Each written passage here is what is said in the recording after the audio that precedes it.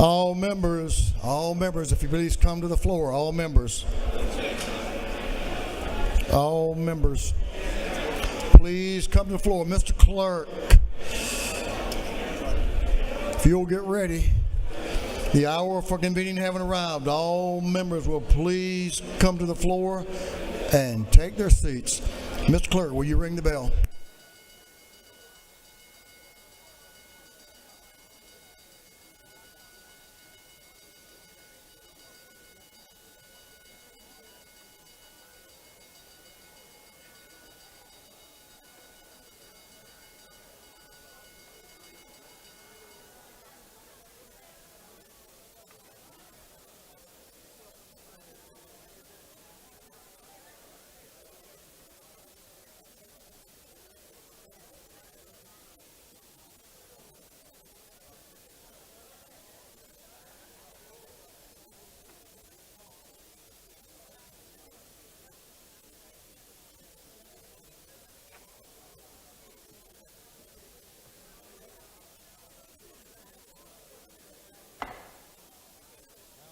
House will come to order.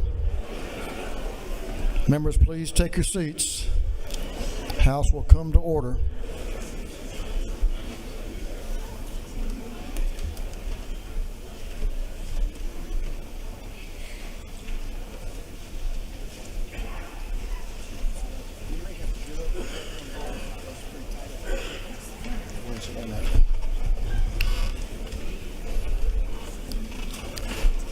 We're going to have the morning roll call.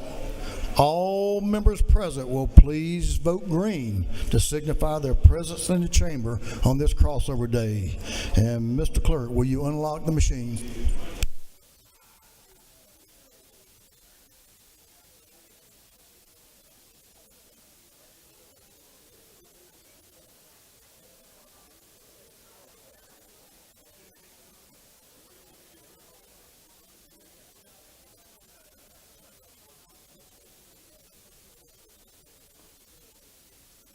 Have all members voted? All members voted.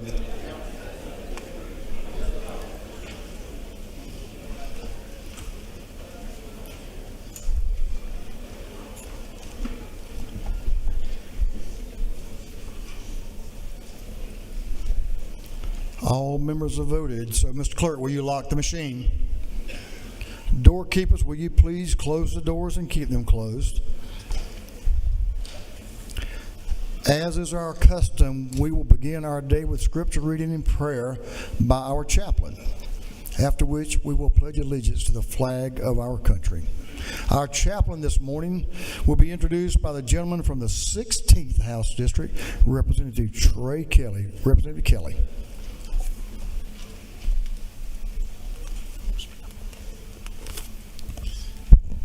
Thank you, Mr. Speaker. Happy crossover day, colleagues.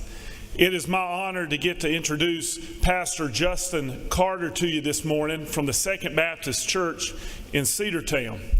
Now, I worship at my dad's church, Worldview Baptist, but Second Baptist and Pastor Carter's church is just across the street, and my aunt and uncle worship under Pastor Carter, and I can assure you that they benefit from the ministry that he provides them. Justin's married to his wife, Sarah.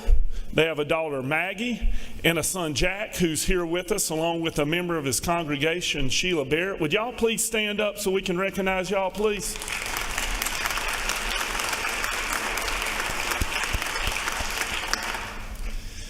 Justin got his undergraduate degree at the University of West Georgia, where I found out this morning he attended with our pro tem's legal counsel, Tyler Mashburn. He shared with me that they ran for the SGA together on the slate, and that was both of their first introduction to how dirty politics can be. He got his pastoral ministry degree from New Orleans Baptist Theological Seminary and was a bivocational pastor. He was a history teacher before coming full-time to Second Baptist in 2018. Justin's active in our community with Life Matters Outreach. Justin and his church run one of the largest recovery ministries in our community, in our region, and I know he's going to share some of the good work that they've done there. Outside of his ministry, Justin enjoys reading mostly history books, but he's also talented in playing the guitar and the piano. It's my honor to get to introduce Pastor Justin Carter to y'all today on this crossover. Thank you.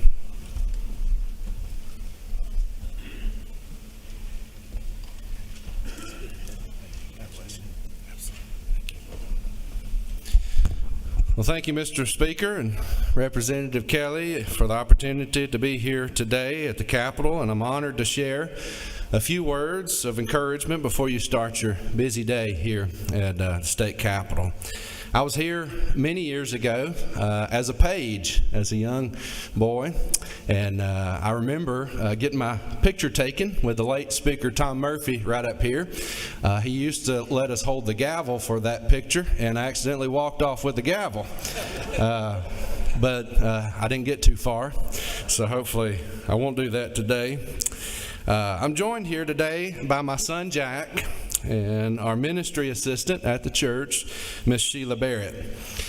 Sheila retired from many years of working at the Georgia Department of Labor, and her father was the late sheriff of Polk County for many years. Her sister actually worked in the governor's office as well for several decades. After Sheila retired, she faced several battles in her personal life. What started as an addiction to alcohol spiraled into an addiction with drugs. And like others across our state, Sheila experienced overwhelming grief in 2010 at the passing of her 22-year-old son, Brent, due to an accidental drug overdose. That led Sheila down a very long and difficult path, one that involved addiction, arrests, jail time, broken relationships, and probation. When I first came to the church at Second Baptist, members had mentioned to me about Sheila being in jail. And I remember praying for her, not knowing who she was or what exactly she was struggling with. In what seemed like an impossible situation, God was not done with Miss Sheila Barrett. Things changed a little later on when my precious wife, Sarah, saw Sheila at the local grocery store. She had gotten out of jail, and my wife had been praying for her, and she went up to her and said, "Are you Sheila Barrett?" And she said, "Yes, I am." And my wife invited her back to church that day. Well, the following Sunday, Sheila showed up at Second Baptist Church to worship with us, and she was welcomed with open arms. She began attending our new Celebrate Recovery program that had just started that year, and she became instrumental in managing our social media pages. She followed her probation rules meticulously and began helping others in their fight for recovery. She became our ministry assistant for hospitality at the church, and she greets every guest we have on Sunday morning. She has made it her life's ambition to honor the memory of her son Brent and to share the love of Christ everywhere she goes. She's been on mission trips, just about every mission trip we've had as a church. She's been to Idaho, El Salvador, Louisiana, and she just got back from her third trip to the nation of Cuba. She has reconciled with her family, and she'll be off probation on September 15th of this year. With God, as Scripture says, all things are possible. I share her story to illustrate to you the power of community and connection, and most importantly, the power of a God of second chances. A God who leads us and guides us every day, a God who is with us as a very present help in trouble. And as you start off your day here at the Capitol, I want to encourage you to remember the people just like Sheila all over our state. They deserve the opportunity to freely pursue God's plan for their lives, to be provided with the resources needed to make their next step in life a more successful and a more prosperous one. And I want to thank you for your service to the people of this great state. Our prayers are with you, and our prayers for wisdom and discernment are with this whole house and this Capitol today as you make very important decisions that impact the millions of people all across the great state of Georgia. Would you stand with me in prayer? Our Heavenly Father, I ask for your blessings and divine guidance for the men and women in the Georgia House of Representatives. We pray for Speaker Burns and the leadership of this chamber. As they go throughout their day today, I pray that they can feel the presence of your Holy Spirit and experience your love that passes all understanding. God, we ask for you to bless the people of our state. We pray that this would be a place where godly wisdom and righteousness would prevail. We pray that you would allow our communities to flourish and our people to experience your grace. We ask this in the name of our Lord Jesus Christ. Amen. Would you join me in the pledge? I pledge allegiance to the flag of the United States of America and to the republic for which it stands, one nation, under God, indivisible, with liberty and justice for all. Thank you. Awesome. Thank you. That's strong. Thank you. Good job.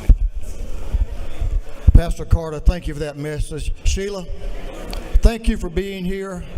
Thank you for your journey you're on, and we'll say a prayer for you as well. Jack, good to have you too, my friend. Good to be with you. Doorkeepers, you may open the doors. Members, you may join Pastor Carter in the South Ante room and thank him for his service to us today, and have a photo if you'd like.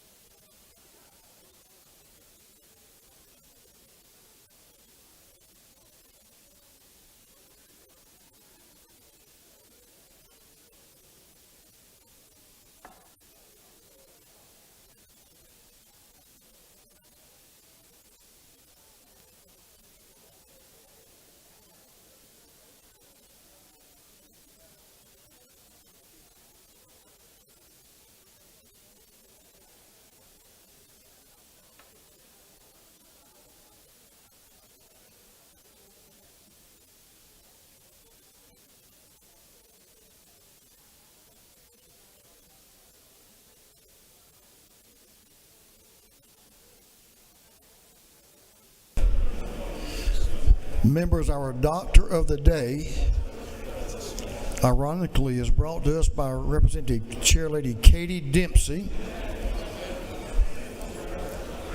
It's Dr. Jason Harrison. Dr. Jason Harrison. Dr. Harrison's down in the aid station. If you need his services, please find time to go by and see Dr. Harrison.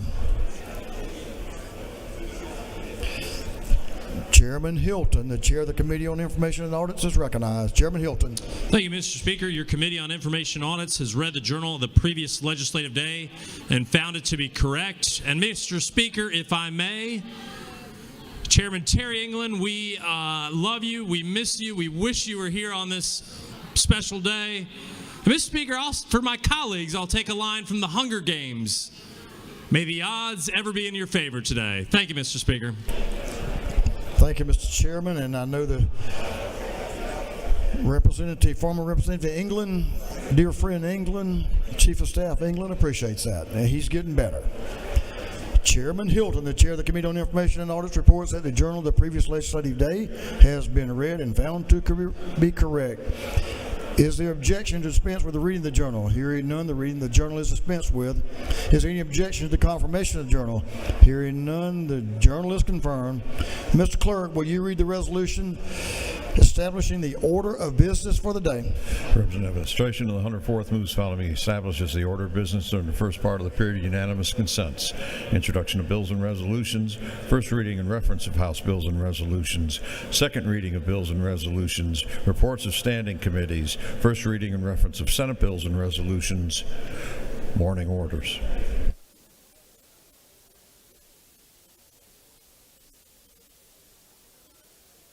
Is there any objection to the adoption of the resolution establishing the order of business for the day? Hearing none, the resolution is adopted.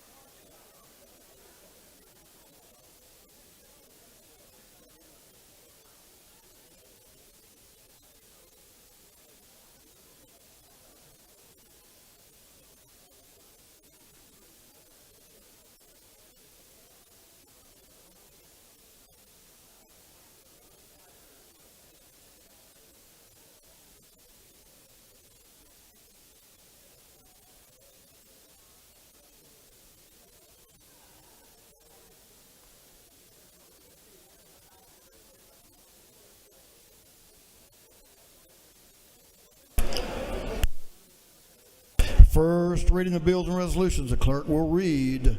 House Bill 719 by Representative Ure, the 152nd, a bill being entitled Act to Amend and Act to Provide for the Compensation of the Chairperson and members of the Board of Education of Worth County. Intergovernmental coordination. House Bill 720 by Representative Ure, the 152nd, a bill being entitled Act to Amend and Act to reconstitute the Board of Education of Lee County. Intergovernmental coordination. House Bill 721 by Representative Clark, the 108th bill of the 75th, Sharper, the 177th. The bill be titled Act to Amend Part 4 of Article 3, Chapter 1 of Title 40 of the Official Code of Georgia Annotated relating to ride-share network services.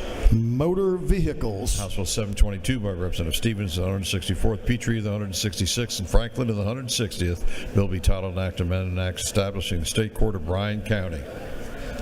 Intergovernmental coordination. House Bill 723 by Representative Holly, the 116th, McQueen, of the 61st, Glaze, of the 67th, Fry, of the 122nd, Lupton, of the 83rd, and others. Bill be titled Act to Amend Article 2, Chapter 7 of Title 48 of the Official Code of Georgia Annotated relating to imposition rate computation and exemptions from income taxes. The Ways and Means. House Bill 724 by Representative Franklin of the 160th. The bill be titled an Act to Amend and Act to Amend, Consolidate, Create, Revise, and Supersede the several acts incorporating the City of Pembroke. Intergovernmental coordination. House Bill 725 by Representative Cummings, the 39th, Fryer, the 122nd, Washburn, of the 144th, Wilkerson, of the 38th, Smith, of the 41st, and others. Bill be titled an Act to Amend Code Section 44, 7, 13 of the Official Code of Georgia Annotated relating to landlord duties. Judiciary. House Bill 726 by Representative Cummings, the 39th, Fryer, the 122nd, Sharper, the 177th, Smith, the 41st, Wilkerson, the 38th, and others. Bill be titled an Act to Amend Code Section 10, 1, 393.3 of the Official Code of Georgia Annotated relating to prohibited use of purchasers' credit cards. Banks and banking. House Bill 727 by Representative Williamson of the 112th, Abstration of the 104th, Leverett of the 123rd, Gaines of the 120th, Reeves of the 99th. Bill be titled an Act to Amend Part 1 of Article 3, Chapter 5 of Title 50 of the Official Code of Georgia Annotated relating to general authority, duties, and procedures of the Department of Administrative Services. Yes, sir. Industry and labor. House Bill 730 by Representative Petrie, the 166th, Stevens, the 164th, Hitchens, the 161st, Gilliard, the 162nd, Jackson, the 165th. Bill be titled an act to amend the act creating the Chatham-Savannah Authority for the Homeless. Intergovernmental coordination. House Bill 731 by Representative Ballinger, the 23rd, Ridley, the 22nd, Byrd, the 20th, Thomas, the 21st, Scoggins, the 14th, and others. Bill be titled an act to amend Article 2A of Chapter 8 of Title 48 of the Official Code of Georgia and Taylor relating to homestead option sales and use tax. Ways and Means. House Resolution 480 by Representative Irwin, and the 32nd, a resolution honoring the life of World War II veteran Bobby Blackwell and dedicating a road in his memory. Transportation. House Resolution 512 by Representative Hagan of the 156th, Campbell the 15th, Jones of the 25th, Petrie the 166th, Lim of the 98th, and others. A resolution creating the House Study Committee on the Addiction Epidemic and Solutions for Recovery. Health. The Senate Bill 9 by Senator Albers, the 56th, Still of the 48th, Estevez the 35th, Rahman of the 5th, Cowser to the 46th, and others. Bill be titled an act to amend Part 1 of Article 3 of Chapter 12 of Title 16 of the Official Code of Georgia Annotated relating to general provisions relative to obscenity. Judiciary non-civil. Senate Bill 36 by Senator Setzler, the 37th, Brass the 6th, Anna DeVarte of the 31st, Williams of the 25th, Hickman of the 4th, and others. Bill be titled an act to amend Title 50 of the Official Code of Georgia Annotated relating to state government. Judiciary. Senate Bill 63 by Senator Dixon of the 45th, Gooch of the 51st, Robertson of the 29th, Harvard of the 16th, Hickman of the 4th, and others. Bill be titled an act to amend Part 15, Article 6 of Chapter 2 of Title 20 of the Official Code of Georgia Annotated relating to miscellaneous provisions under the Quality Basic Education Act. Education. Senate Bill 91 by Senator Tillery, the 19th, Watson of the 1st, Hatchett of the 50th, Kirkpatrick of the 32nd, Goodman of the 8th, and others. Bill be titled an act to amend Part 1 of Article 1 of Chapter 18 of Title 45 of the Official Code of Georgia Annotated relating to state employees' health insurance plan. Health.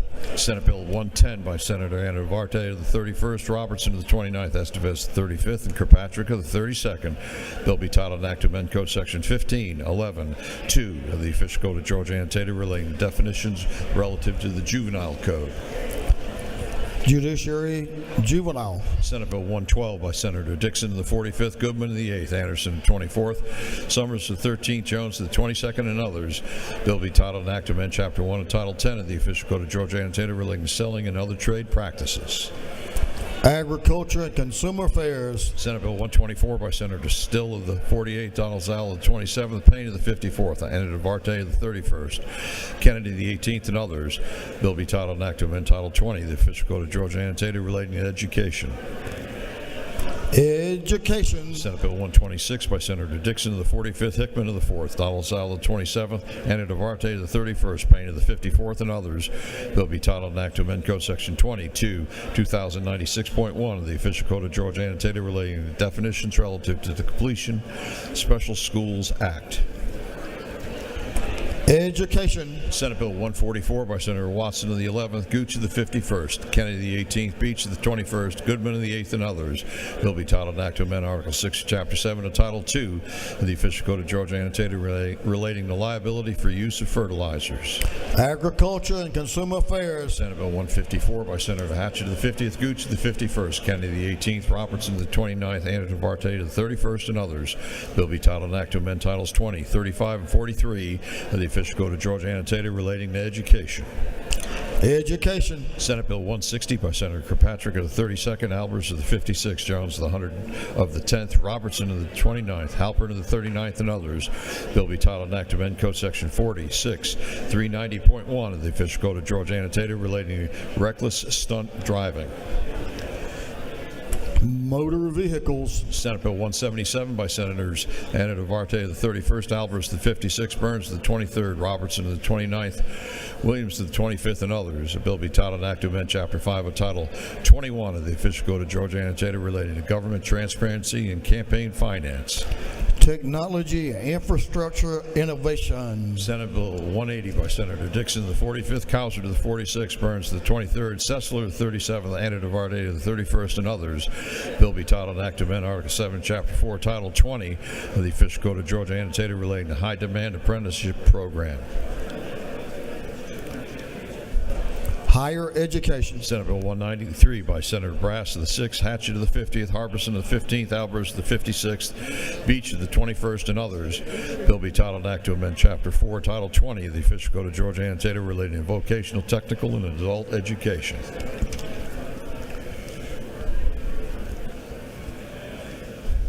Higher education. Senate Bill 199 by Senator Watson of the 11th, Gooch of the 51st, Burns of the 23rd, Goodman of the 8th, Williams of the 25th, and others. The bill be titled an Act to amend Chapter 5 of Title 21 of the Official Code of Georgia Annotated relating to government transparency and campaign finance. Governmental affairs. Senate Bill 201 by Senator Walker of the 20th, Goodman of the 8th, Hodges the 3rd, Tillery of the 19th, Watson of the 11th, and others. Bill be titled an Act to amend Code Section 10.1, 393 of the Official Code of Georgia Annotated relating to unfair or deceptive practices.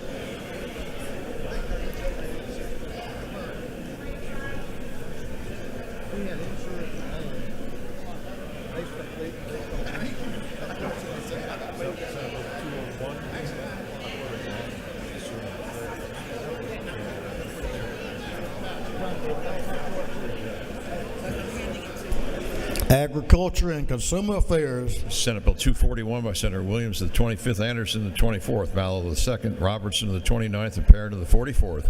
Bill be titled an Act to amend Chapter 18 and Title 43 of the Official Code of Georgia Annotated relating to funeral directors and establishments. Regulated industries.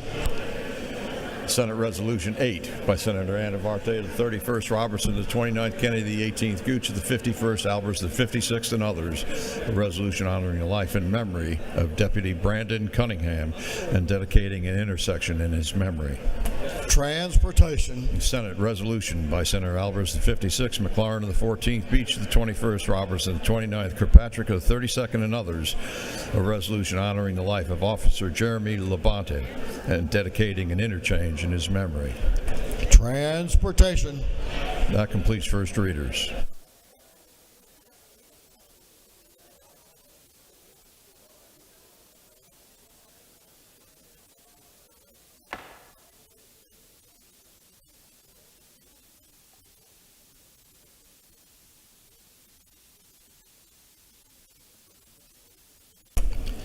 Second reading of bills and resolutions. The clerk will read.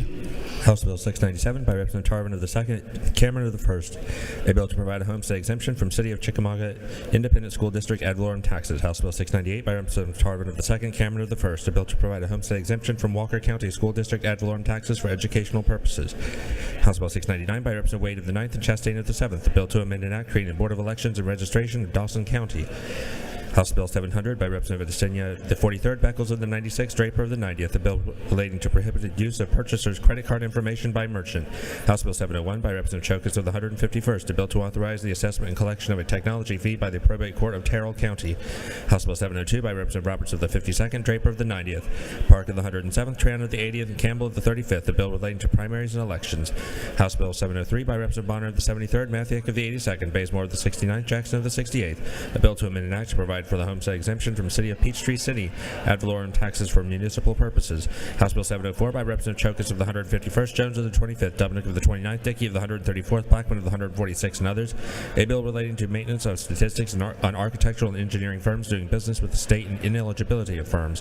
House Bill 705 by Representative Adesanya of the 43rd, McLean of the 109th, Ridley of the 22nd, a bill relating to general provisions relative to identification, regulation of motor vehicles, and traffic. House Bill 706 by Representative Adesanya of the 43rd, McQueen of the 61st, Lallier of the 59th, Dawson of the 65th, and Cannon of the 58th, the bill relating to the Quality Basic Education Act.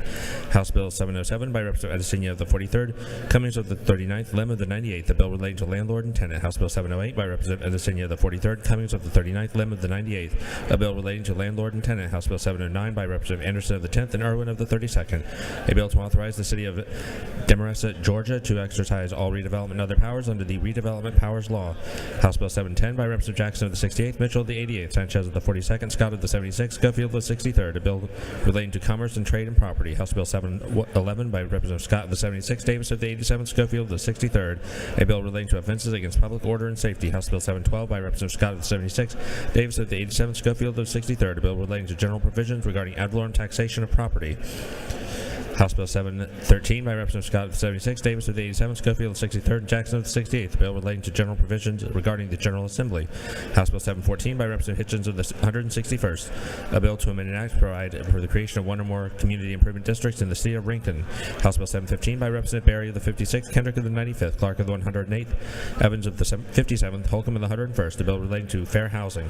House Bill 716 by Representative Berry of the 56th, Carpenter of the 4th, Fry of the 122nd, Park of the 107th, Sanchez of the 42nd, and others. A bill relating to the Georgia Student Finance Authority. House Bill 728 by Representative Hilton of the 48th, Draper of the 90th, Ballard of the 147th, Carpenter of the 4th. A bill relating to elections and primaries. House Bill 729 by Representative Miller of the 62nd, Hughley of the 141st, Schofield of the 63rd, Paris of the 142nd, Buckner of the 137th, and others. A bill relating to the Department of Public Health. House Resolution 462 by Representative Roberts of the 52nd, Draper of the 90th, Park of the 107th, Tran of the 80th, Campbell of the 35th. A resolution proposing amendment to the Constitution to provide that the people of the state of Georgia shall have the power to enact, repeal, or amend general statutory law by direct initiative and referendum process. House Resolution 463 by Representative Baker of the 64th, Stinson of the 150th, Davis of the 87th, Taylor of the 92nd, Pennant of the 94th, and others. A resolution designating the month of March as Autoimmune Disease Awareness Month. Senate Bill 20 by Senator Kirkpatrick of the 32nd, Summers of the 13th, Payne of the 54th, Anderson of the 24th, Parents of the 44th. A bill relating to scholarships, loans, and grants. Senate Bill 29 by Senator Williams of the 25th, Alberts of the 56th, Robertson of the 29th, Hodges of the 3rd, Barron of the 30th, and others. A bill relating to DNA sampling, collection, and analysis. Senate Bill 30 by Senator Watson of the 1st, Gooch of the 51st, Kennedy of the 18th, Dixon of the 45th, Dolezal of the 27th, and others. A bill relating to regulation of hospitals and related institutions and the Georgia Composite Medical Board. Senate Bill 31 by Senator Dolezal of the 27th, Gooch of the 51st, Kennedy of the 18th, Anna Duarte of the 31st, Kirkpatrick of the 32nd, and others. A bill relating to income taxes. Senate Bill 46 by Senator Harbin of the 16th, Dolezal of the 27th, Tillery of the 19th, Anna Duarte of the 31st, Kennedy of the 18th, and others. A bill relating to general provisions relative to state government. Senate Bill 51 by Senator Setzler of the 37th, Brass of the 6th, Dixon of the 45th, Gann of the 47th, Jones of the 10th, and others. A bill relating to state, county, and municipal road systems. Senate Bill 55 by Senator Hickman of the 4th, Halpern of the 39th, Estevez of the 35th, Still of the 48th, Eccles of the 49th, and others. A bill relating to labor and industrial relations. Senate Bill 56 by Senator Anna Duarte of the 31st, Alberts of the 56th, Robertson of the 29th, Kennedy of the 18th, Gooch of the 51st, and others. A bill relating to the Georgia State Indemnification Fund. Senate Bill 74 by Senator Burns of the 23rd, Walker of the 20th, Dolezal of the 27th, Summers of the 13th, Hickman of the 4th, and others. A bill relating to sale or distribution of harmful materials to minors. Senate Bill 85 by Senator Brass of the 6th, Beach of the 21st, Anna Duarte of the 31st, Harbison of the 15th, Wicks of the 34th, and others. A bill relating to post-secondary education grants for foster children and adopted children. Senate Bill 111 by Senator Alberts of the 56th, Burns of the 23rd, Robin of the 5th, Still of the 48th, Setzer of the 37th, and others. A bill relating to commerce and trade. Senate Bill 139 by Senator Dixon of the 45th, Still of the 48th, Coucher of the 46th. A bill to amend an act to incorporate the city of Mulberry. Senate Bill 151 by Senator Beach of the 21st, Alberts of the 56th, Still of the 48th. A bill to create the Joint Development Authority for North Fulton municipalities. Senate Bill 175 by Senator Robertson of the 29th, Beach of the 21st, Brass of the 6th, Goodman of the 8th, Hodges of the 3rd, and others.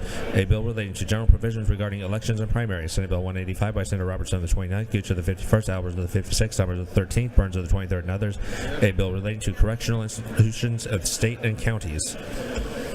Senate Bill 195 by Senator Hofstetler of the 52nd, Kirkpatrick of the 32nd, Watson of the 1st, Parents of the 44th, and Orrick of the 36th. A bill relating to pharmacies. Senate Bill 206 by Senator Summers of the 13th, and Tillery of the 19th. A bill to create the South Georgia Energy Authority. Senate Bill 234 by Senator Payne of the 54th. A bill to provide a homestead exemption from City of Dalton Independent School District ad valorem taxes for educational purposes.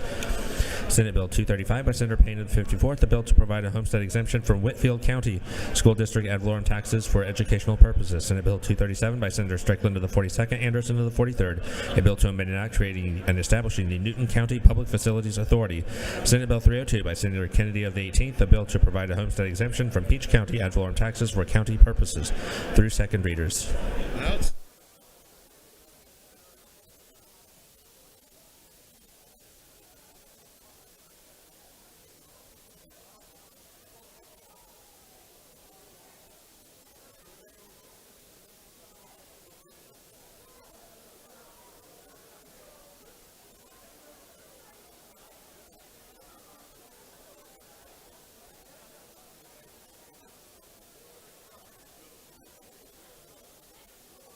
Reports of standing committees. Mr. Clerk will read. Representative Chris Irwin of the 32nd District, Chairman of the Committee on Education, submitted the following report. Mr. Speaker, your Committee on Education has had under its consideration the following bills of the House. It has instructed me to report the same back to the House with following recommendations. House Resolution 174, do pass by substitute. House Bill 442, do pass. House Bill 483, do pass. House Bill 133, do pass by substitute. Respectfully submitted, Representative Chris Irwin of the 32nd District, Chairman. Representative Don Parsons, the 44th District Chairman of the Committee on Energy, Utilities, and Telecommunications, submitted the following report. Mr. Speaker, your Committee on Energy, Utilities, and Telecommunications has had under its consideration the following bill of the House. It's instructed me to report the same back to the House with following recommendations. House Bill 249, do pass by committee substitute. Respectfully submitted, Representative Don Parsons, the 44th District Chairman. Representative Victor Anderson of the 10th District, Chairman of the Committee on Governmental Affairs, submitted the following report. Mr. Speaker, your Committee on Governmental Affairs has had under its consideration the following bills of the House. Has instructed me to report same back to the House with following recommendations. House Bill 397, do pass by committee substitute. House Bill 502, do pass by committee substitute. House Bill 604, do pass by committee substitute.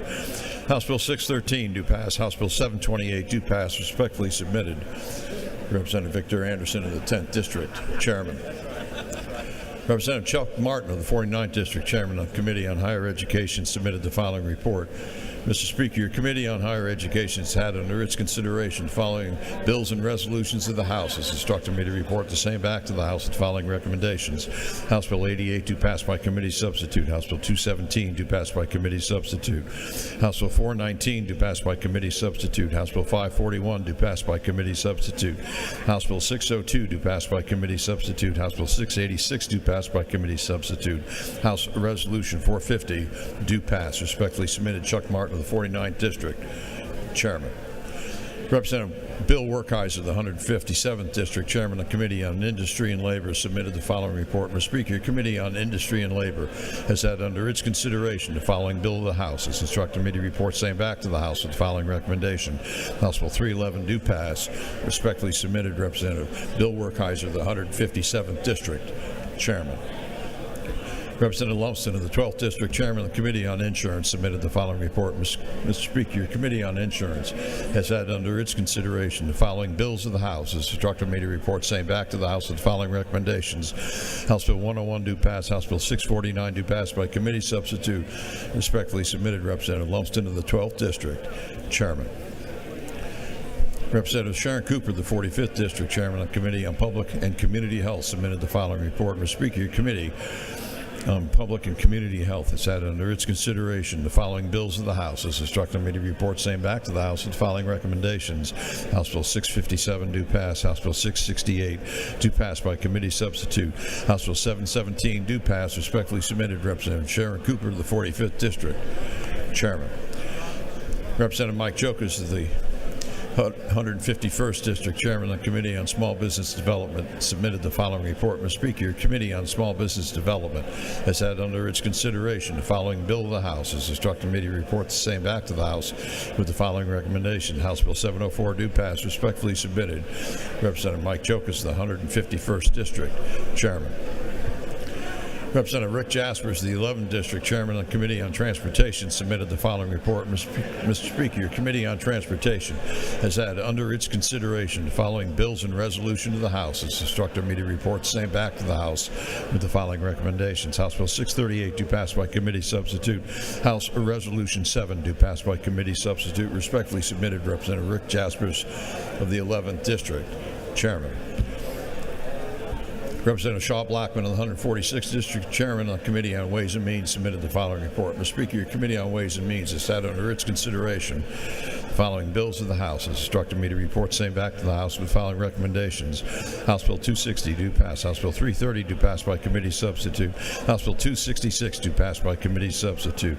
House Bill 341, do pass by committee substitute. House Bill 357, do pass by committee substitute. House Bill 511, do pass by committee substitute. House Bill 586, do pass. House Bill 577, do pass by committee substitute. Respectfully submitted, Representative Shaw Blackman of the 146th District, Chairman.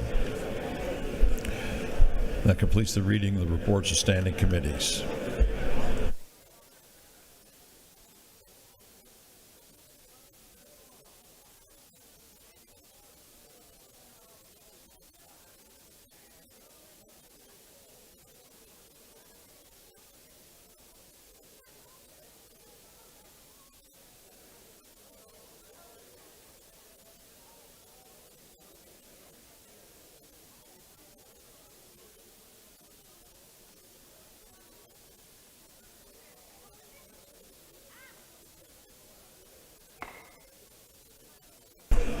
Members, if we can have your attention, please. We're moving on to morning orders.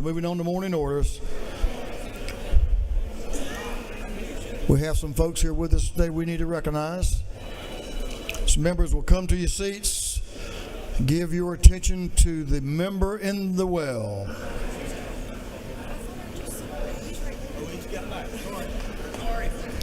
Representative Schofield and Chairman Crow recognized for a morning order.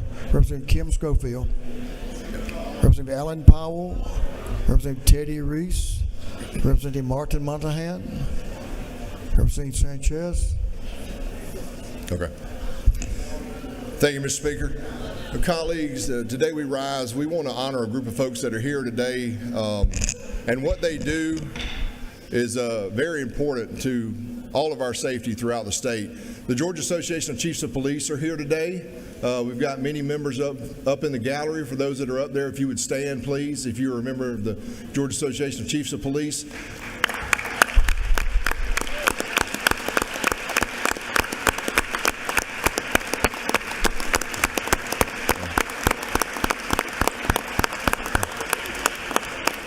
So I've got a resolution I'll be presenting to them here in just a little bit out in the ante room, and we've been doing some photographs, and also Mike Ayers, who was recognized as the Outstanding Chief of the Year last year by the Georgia Association of Chiefs of Police, just retired as a post director. So wonderful to have y'all here. Thank you. And Representative Schofield, if you'd come up, please. Thank you, Mr. Speaker. As members of the House, I rise today to recognize the National Organization of Black Law Enforcement Executives. They're in the gallery. We have a resolution. Can you all stand? This is their 10th anniversary. I'm celebrating them. I'm cheering them. Thank you for being here. Mr. Speaker, we yield the well. Thank you, members. Welcome to the Capitol. We appreciate each and every one of you and what you do to keep Georgians safe. Keep doing what you're doing, and we'll keep being supportive of you. So thank you so much for being here. Representative Park Cannon, ladies and friends. All right. Thank you. Who's Representative Lim with you? Okay. Gotcha. Ladies recognized. Thank you, Mr. Speaker. I'm here to celebrate Mujeres Day at the Capitol and those who are here for that. Mujeres means women in Spanish. It is brought to you by the Lambda Theta Alpha Latin Sorority Incorporated, Alpha Sigma Alumni Chapter, and they are the first Latina sorority starting in 1975. So they are celebrating 50 años, 50 years. Today is a day to celebrate their advocacy for women across Georgia. They will be in room 230 today until 3 o'clock for any members who want to stop by and say hola. And for those who are here, if you will just stand so we can applaud you. Gracias por estar aquí. Bienvenidos a tu Capitolio. Thank you, Mr. Speaker. Thanks for joining, Representative Santos and Representative Sanchez. Thank y'all for coming up. Welcome to the People's House. We're glad to have you and hope you have a good day here today.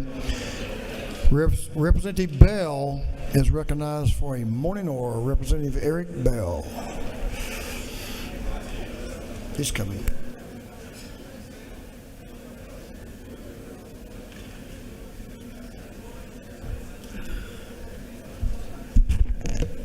And friends. Thank you for acknowledging me today, Speaker. Today in the gallery we have Life Without Rain, the widows and widowers of the state of Georgia. This is a very important organization, for they have continued to live without the partner that they love, and they continue to sow the seeds in Georgia that we all have. May they please stand and be acknowledged in the well for the hard work they do and the sacrifices they make for our communities. May you be loved and your loved ones will be remissed.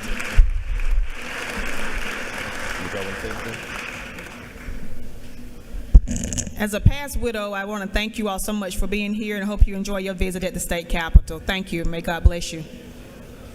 You gonna yield? I yield the will. Thank you, members. Welcome to the Capitol. Thank you for what y'all do, the comfort y'all give. God bless you all. We appreciate y'all being here today. Thank you. Chairman Chokus is recognized for a morning order. Thank you, Mr. Speaker. I've got my Marion County Middle High School FFA students up in the gallery on the right. Stand up, guys. They've got their blue jackets on, and they're accompanied by John Hagan, the best FFA instructor in the state. Thank you very much. Welcome to the People's House. Thank you, Mr. Speaker.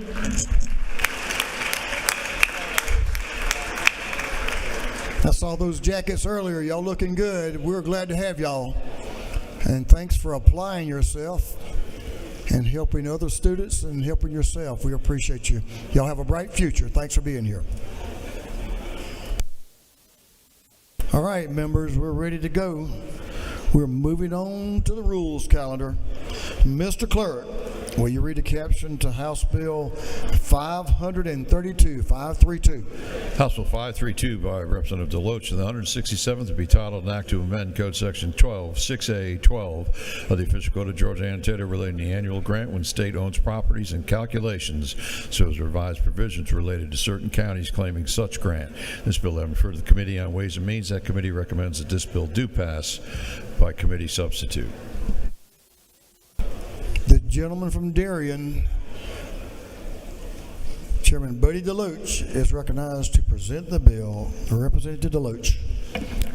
Thank you, Mr. Speaker, and I hope you'll allow me to start off this morning by saying that I suspect my old seatmate Terry England is watching us this morning, and so I want to take this opportunity to say, Terry, I'm going to tell you one more time how much I love you, and I want to tell you that you might not be physically present on this floor this morning, but your spirit and your influence is felt here every day and will continue to be until you get back here, and we look forward to that. And I also briefly need to say thank you, and now I'll talk about this bill. House Bill 532 strikes from the code section 2 lines, line 40 and 41, and on the last page, lines 69 and 70, and the effect of those 2 things is to allow the Department of Natural Resources to use grant money that we appropriate every year to pay counties for actual work such as road grading and maintenance that they do on state property. And Mr. Speaker, if there are no questions, I'll yield the well. The gentleman has no questions. Did a good job.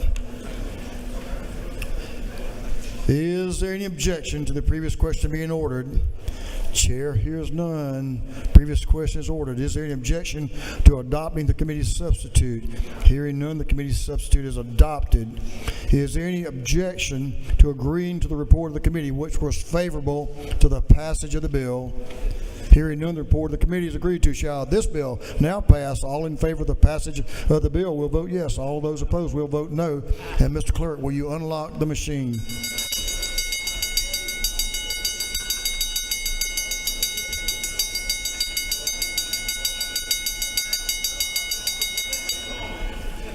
Have all members voted? All members voted. If so, Mr. Clerk, will you lock the machine? On the passage of House Bill 532, the yeas are 168, the nays are 0. This bill having received the requisite constitutional majority is therefore passed. Mr. Clerk, will you read the caption to House Bill 52? House Bill 52 by Representative Rice, the 139th and others, to be entitled an act to amend Code Section 48 of the Official Code of Georgia Annotated relating to homestead exemption by qualified disabled veterans filing requirements. This bill having referred to the Committee on Ways and Means. That committee recommends that this bill do pass.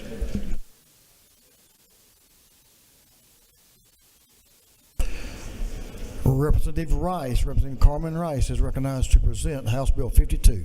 The lady is recognized. Thank Thank you, Mr. Speaker. Good morning, everyone.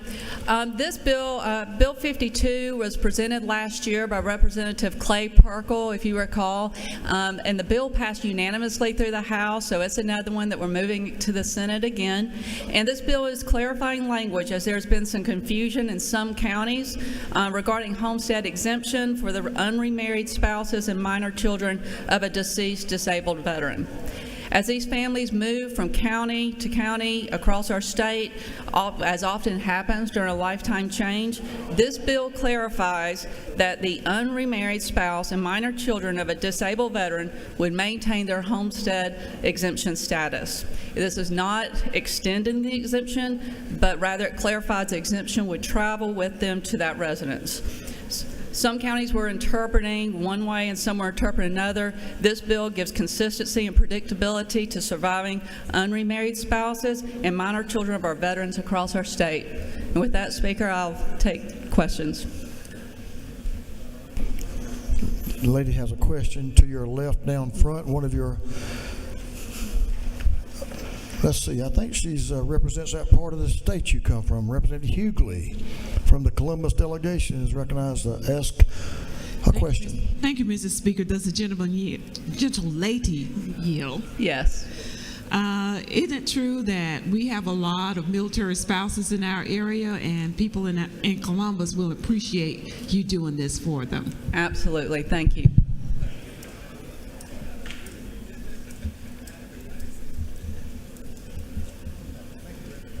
The lady has no further questions. Thank you. I'm honored to present this bill on behalf of our veteran families in Georgia, and I ask for your vote and support. It's great when folks work together. Ladies yielded the will. Is there any objection to the previous question being ordered?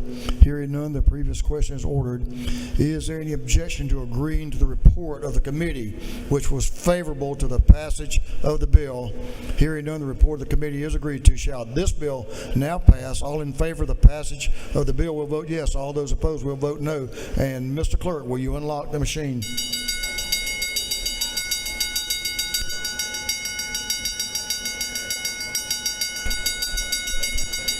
Have all members voted? For what purpose would Representative Hefner rise? Parliamentary inquiry, sir. State your inquiry, ma'am. Is it not true that I will be supporting this bill simply because of the effort that it causes to maintain the integrity of this body's effort to support the veterans in this state? I know the lady to be a veteran and support veterans, so thank you for the inquiry. Thank you, sir. For what purpose Representative New rise? Parliamentary inquiry. State your inquiry. Is it not true that this is the representative's first bill? Thank you, Representative New. She almost slipped away. I had a question. I guess I could do a parliamentary inquiry, but I guess I won't. I bet we'll get you back up. The vote is changing dramatically.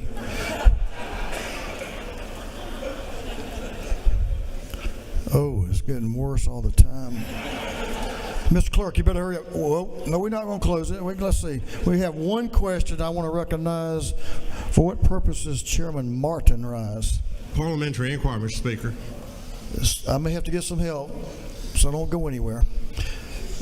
State your inquiry. Yes, sir. This is to you, Mr. Speaker. I'd like to know this gentleman's opinion on the lady slipping in there and getting it by us. What you said you had a thought on that. My parliamentary inquiry is, would you care to share that with the body? I think she's one of the smarter members of this body to do that. So very stealthy.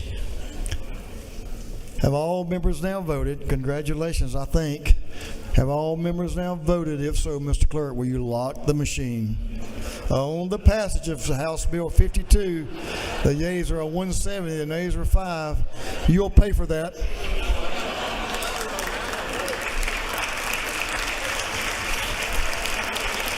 I'd be writing that letter to the clerk right now if I were you. Congratulations. This bill having received the requisite constitutional majority, 170 yeas, 170 nays, 5. This bill having received the requisite constitutional majority is therefore passed. Congratulations.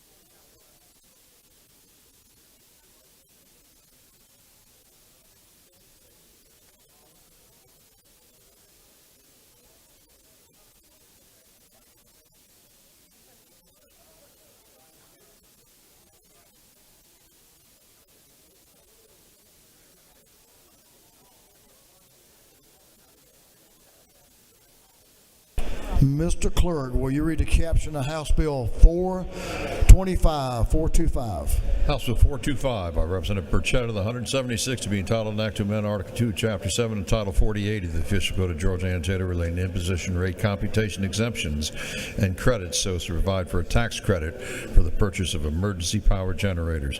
This bill having referred to the Committee on Ways and Means. That committee recommends that this bill do pass by committee substitute. Will Burchett is recognized to present the bill. The gentleman from the 176th House District. Thank you, Mr. Speaker, and I'll be brief. Colleagues, I bring before you House Bill 425. It is a disaster preparedness bill, and what the bill seeks to do is allow for a tax credit for generators and switches for gas stations and nursing care facilities.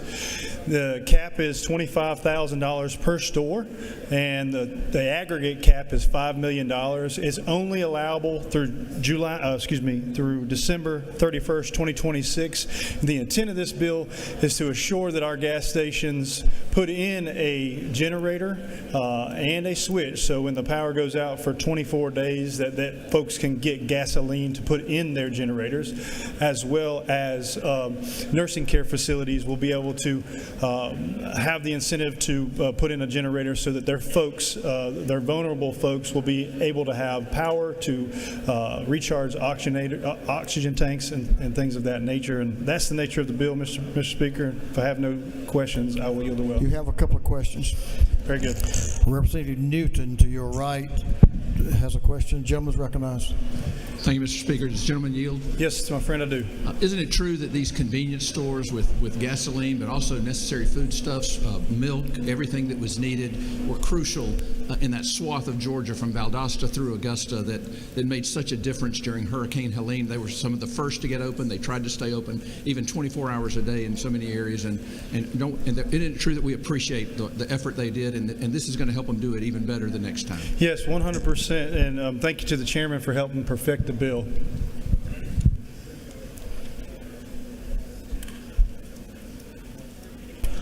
Representative Carpenter, to your right in the rear, is recognized for a question. Does the gentleman yield? I do. Is it not true this legislation would greatly help the businesses and the people of South Georgia that were devastated with the hurricanes? It will help everybody in the state. Yes, sir, it will. Thank you. With that, Mr. Speaker, I'm going to yield the will. Gentleman has yielded the will. No further questions. Is there any objection to the previous question being ordered? Hearing none, the previous question is ordered. Is there any objection to adopting the committee's substitute? Hearing none, the committee's substitute is adopted. Is there any objection to agreeing to the report of the committee, which was favorable to the passage of the bill? Hearing none, the report of the committee is agreed to. Shall this bill now pass? All in favor of the passage of the bill will vote yes. All those opposed will vote no. And Mr. Clerk, will you unlock the machine?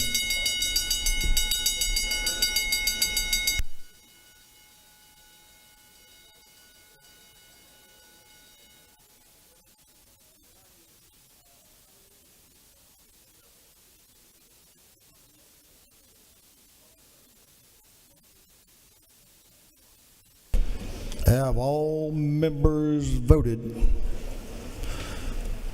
All members voted. If so, Mr. Clerk, will you lock the machine? On the passage of House Bill 425, the yeas are 171, the nays are 2. This bill, having received the requisite constitutional majority, is therefore passed.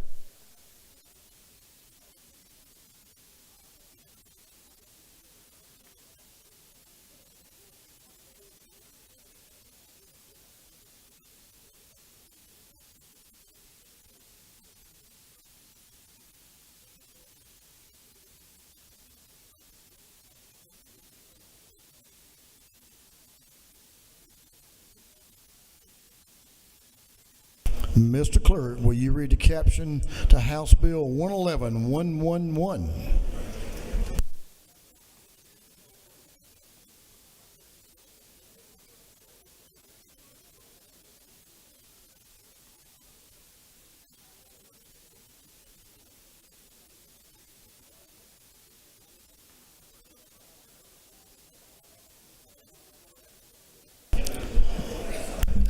House Bill 111 by the representative from the 103rd to be entitled an act to amend Article 2, Chapter 7 of Title 48 of the Official Code of Georgia annotated relating to imposition rate computation exemptions and credits relative to income taxes so as to reduce the rate of tax. This bill having referred to the Committee on Ways and Means.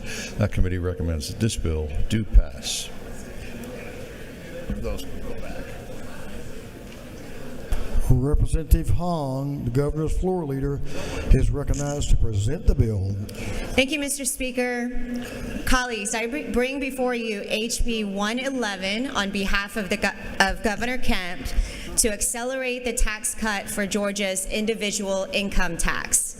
The origin of this tax cut acceleration goes back to 2022 legislative session when the General Assembly passed and the governor signed into law HB 1437 to provide the largest income tax cut in our state's history. The original bill planned to initiate a flat tax beginning at 5.49% for tax year 2024 from 5.75% in 2023, and then allowed for an annual step down in our income tax rate to an eventual 4.99% by tax year 2029. However, thanks to our conservative budgeting and your support, last year we accelerated the rate from 5.49% to 5.39% for tax year 2024 with HB 1015. This bill and this year's proposal will further accelerate the rate by an additional 20 basis points to bring the rate from 5.39% to 5.19% effective July 1st, 2025 for tax year 2025. This acceleration in the reduction will save the taxpayers $860 million. Overall, this additional 20 basis point reduction will be part of a 56 basis point total reduction in individual income tax since the governor signed into law HB 1437. So essentially, we started at 5.75% back in 2022, and now we are looking to get down to 5.19% just in a 3-year time frame. While other states are raising taxes on their citizens, and while we're facing sky-high prices and can least afford it, we are doing the opposite here in Georgia. We have a surplus budget, and we are able to put money back into our taxpayers. Mr. Speaker, that's the bill, and I'll take any questions. Lady has a couple of questions, and I'll let members know we have a number of speakers signed up to speak that are opposed to this bill. I'm going to recognize Representative Drenner for a question to your left. Thank you, Mr. Speaker. Does the gentlelady yield? I do. Isn't it true that in the past few weeks, we've seen uncertainty in federal funding and tariffs from the new administration? We've seen talks of cuts to K through 12 school funding, cuts to Medicaid and Medicare. And is this really the best time to accelerate an income tax cut that primarily benefits wealthy people in Georgia? Thank you, Representative. Several things in that comment. We've been dealing with inflation for the last 4 years, yet during that time, Georgia has had a surplus and we have conservatively budgeted. And so therefore, that's why this year and last year, we're able to accelerate and still be able to keep up with all of our expenses. I don't think that this bill only benefits the wealthy. This is overall will get a tax cut for all Georgians, so it will benefit 100% of Georgians. Representative Wade, to your right in the back, is recognized for a question. Does the gentlelady yield? I do. Is it not true, due to our fiscal conservatism and the fact that Georgia has been the #1 place in which to do business for over a decade, we're in a position to be able to provide this tax relief for Georgians? Absolutely, and that is exactly why we are able to do this for our hardworking Georgians. Thank you. Chairman Blackman, right up the center aisle on your left, is recognized for a question. Thank you, Mr. Speaker. Does the gentlelady yield? I do. Isn't it true the original legislation provided for a significant increase in the standard deduction and was front-loaded with that increase and took many Georgia taxpayers off the tax rolls entirely, as well as provided that $32,000 for a family of 4 would not be taxed one single penny? Absolutely, and you would know the best, Chairman. All right, thank you for bringing the bill. Thank you. Representative Clark, to your left, Representative Jasmine Clark, is recognized for a question. Thank you, Mr. Speaker. Does the gentlelady yield? I do. So can you give us some numbers? If I am an individual that makes about, let's say, $45,000 a year, what does this tax credit look like for my family? Let's say I'm a family of 3. So it's not a tax credit, it's a tax rate cut. So when you file your regular income tax, the amount that you are being taxed, that rate is being lowered. So I can't do the math in my head right now, but whatever you are paying in the tax rate is being reduced. And that's why I say it is being reduced for all Georgians. So whether you make $300,000 or you make $40,000, you are paying a less rate and a lower rate for your income tax. Thank you. The lady, we have a couple of questions, but Leader F. Stration, right down in front of you, is recognized for a question. Thank you, Mr. Speaker. Does the gentlelady yield? I do. Ma'am, is it not true that if this body passes House Bill 111, we're on track for Georgians to keep more of their hard-earned funds and to show our commitment to keeping Georgia the #1 state to live, work, and raise a family? Absolutely. And again, this is for all Georgians. We want to make sure that they get their hardworking taxpayer money back, and this is what this bill does. Mr. Speaker, I know we have a long day and there are many people that are signed up to speak, so I will yield it well. Thank you. The ladies yielded well. We have a number of folks who want to speak that are opposed to the bill. We have 3 that are opposed, Representative Draper, Sanchez, and Rahman. I'm going to give you up to 5 minutes. Up to 5 minutes. Representative Draper is recognized.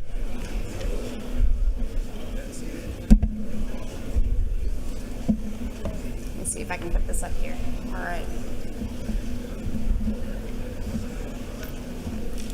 All right, Mr. Speaker, members of the General Assembly, I rise today not out of opposition to tax relief, but out of a deep concern for fiscal responsibility and to hold this chamber accountable to the standards that we set for ourselves just last year. Call me old-fashioned, but I like to do what I say and say what I mean. Last year, I voted yes for HB 1015, which was a measured plan to ratchet down the income tax rate over multiple years. If you were in the House last year, you probably voted yes for that bill too. The final tally for that bill was 165 yay votes and 0 nay votes. I left a copy of House Bill 1015 on everyone's desk, but let me break it down for you. House Bill 1015 promised a 0.1% income tax reduction in 2024 from 5.49% to 5.39%. But then it went on to say that beginning this year, the tax rate should be reduced another 0.1%. So long as certain financial benchmarks were reached. The bill goes on to say, keep reducing that tax rate by 0.1% every year, so long as we continue to meet those financial health markers. And what does the bill say to do if we don't hit those financial health markers? It says delay further tax rate reductions for a year, reassess if we are hitting our goals, and proceed from there. And you know what? I was good with that approach because it was thoughtful and conservative approach to tax relief. It balanced the return of revenue to Georgians with the financial health of the Georgia economy. I also really appreciated that it gave Georgia citizens, businesses, and industry a guide map for how we were going to approach tax relief over the course of the next several years. I like the idea of giving the public information they can use to plan for the future. And I certainly believe that if we choose to give the public a guide map that we know they will rely on in planning, we should stick to that guide map. What we should not do is tell the public we are going to do one thing and then reverse course the very next year. But that is precisely what we are doing with House Bill 111. Georgia did not meet its financial benchmarks that we laid out in House Bill 1015. That was a prerequisite for additional tax relief in 2025. Had we reached those benchmarks, we would have automatically received another tax rate reduction this year without the need for this bill. But we didn't. We didn't meet those benchmarks. And instead of holding ourselves to our own standards, we are now passing legislation to circumvent the rules that we thought were necessary. That is not fiscal responsibility.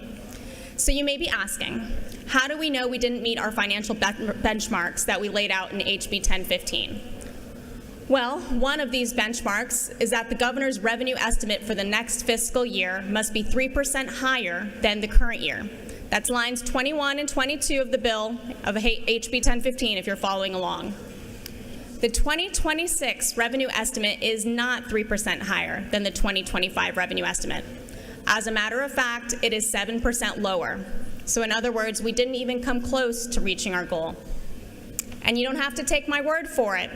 Take the word from the Governor's Office of Planning and Budget. Under HB 1015, the Georgia Office of Planning and Budget is charged with determining whether we met those financial benchmarks. And if we had, it would have had to issue a report to the Speaker and to key legislators saying as much. Well, I went over to the Office of Planning and Budget and asked for the report. What they told me is that since we did not meet our financial benchmarks, they did not produce the report, so they did not have a report to give me.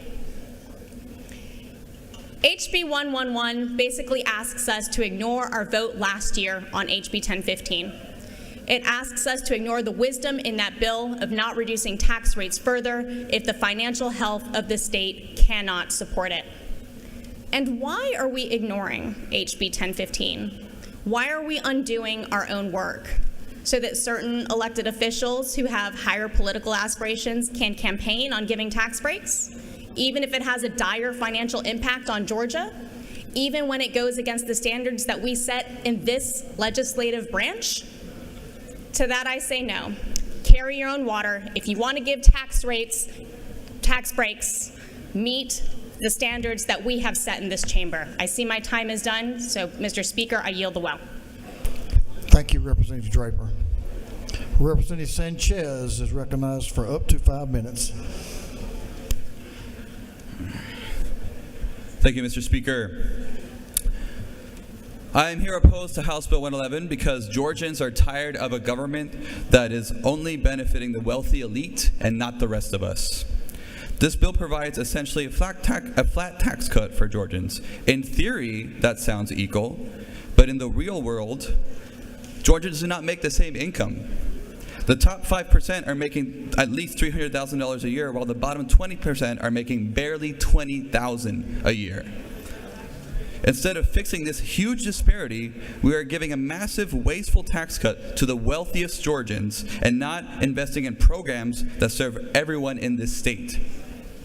Nearly half of Georgians will only receive 5% of the benefits of this bill, as you can see from the chart. That means the median family will get this, $70 a year from this bill. That is less than $6 a month. That doesn't even cover a meal at Cookout anymore, let alone childcare, rent, health insurance, energy bills, or your kids' college tuition. Our state ranks third highest in the nation on inequality. The average rent has gone up $400 a month since 2020 in Georgia. Our people are hurting, and at a time where the federal government is cutting much needed services for our community, this assembly is failing to step up to the plate to help working Georgians. Instead of providing help for our people, we are proposing to not invest in our agencies that help regular people and instead benefit the wealthy. But hey, at least you'll get an extra cup of coffee every month. Working Georgians deserve tax relief, I agree. But you know what they deserve even more than that?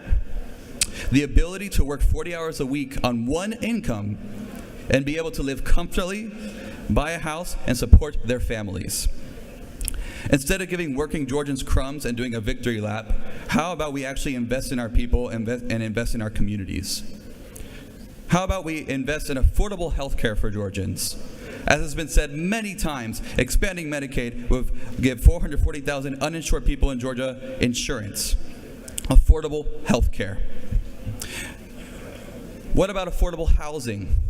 How about we invest in building homes in Georgia to increase supply and stop these huge corporations buying up all this property, jacking up the prices, and making it unaffordable for the rest of us?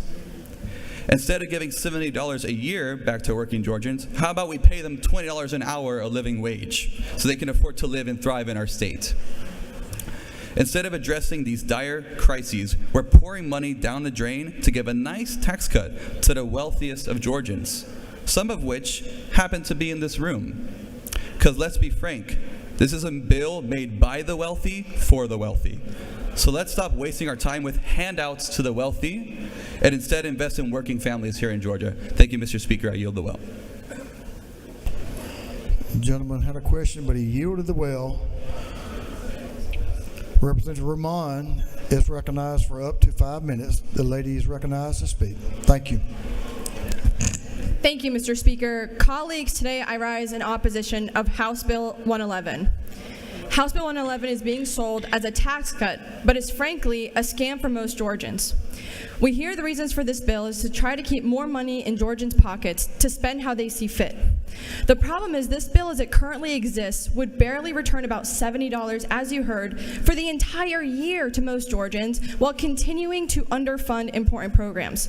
In fact, the cost of about $748 million would go, which 70% of that would go to the top earners in our state making six figures or more, but just 4% of that, just 4% going to the rest. The thing is, it is getting harder every day just to make ends meet for so many people. We're experiencing larger economic factors than anybody is willing to be honest about last year, and while we bicker about politics, your average everyday family is struggling more every day. We're seeing, for example, worsening student outcomes. While there are many reasons for this, one is a lot of teachers can no longer afford to teach. And on top of that, as we lose teachers, our classroom sizes are expanding. And more than that, you don't think that a child whose parents can't afford to put food on the table isn't going to struggle and eventually act out? We're expecting more from children that we are hurting than ourselves. And while this may be an impassioned speech about tax breaks, it's also about our values. These parents are being forced to take on 2 to 3 jobs, sometimes 4. They're doing this to make ends meet. And we're saying to them, you know what? We'll throw you a little something, but we're going to keep the rest to give to those that we know. And it's been tax break after tax break that benefits the very few. Oh, and by the way, we're also telling them that as things get harder, we are also going to make it harder for them to qualify for necessary programs. And on top of that, we're also going to refuse to expand already existing programs to help more Georgians because we don't have enough money. And we don't have enough money because we keep giving it to the top earners. And on and on and on. Our values are so upside down.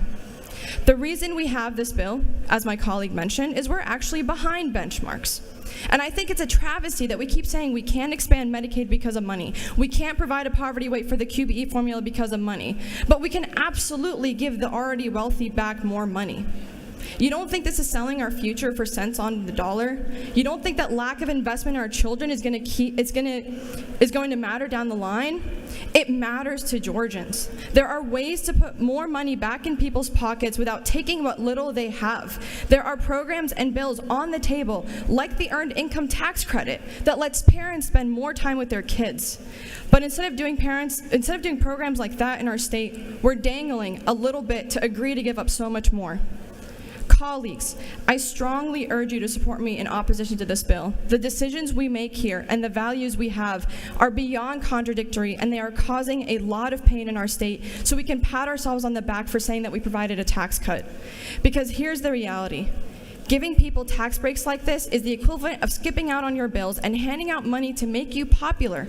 It gets you some pats on the back. It might even get you an award. But the reality is your bills are still unpaid. The same applies to this. The same applies to the surplus. We have people struggling, and we keep money sitting in our banks. We're not even going to bother to expand how much we're helping you. That's what we're saying today. I want to be clear, this is not envy. I know a lot of you think that the reason many of us have this attitude is because we think, oh, we're just upset about what people have. But I want you to understand the deep-seated concern that I have is greed that we continue to enable, that has continued to squeeze Americans and Georgians more and more. Everything now has a shareholder fee. Everything now is more predatory and extractionary, and we expect people to be okay while we continue to build hurdle after hurdle. This is not only immoral, it's also bad for a healthy and robust market.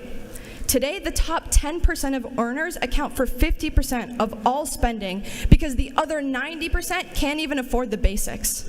You heard me correctly. Not only can they not afford to splurge, they cannot afford the basics, meaning people and workers specifically are being pushed into homelessness.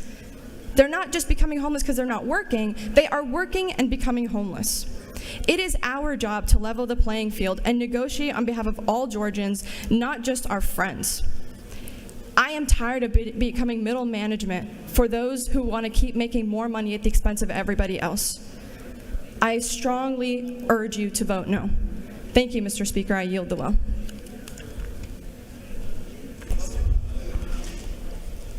The lady has yielded the well. Is there any objection to the previous question being ordered? We do have a minority report for up to 20 minutes, and we have three speakers. Whip Park is first. We'll let you guys decide how you divide up the time. Representative Park is recognized to speak to the bill. Thank you, Mr. Speaker.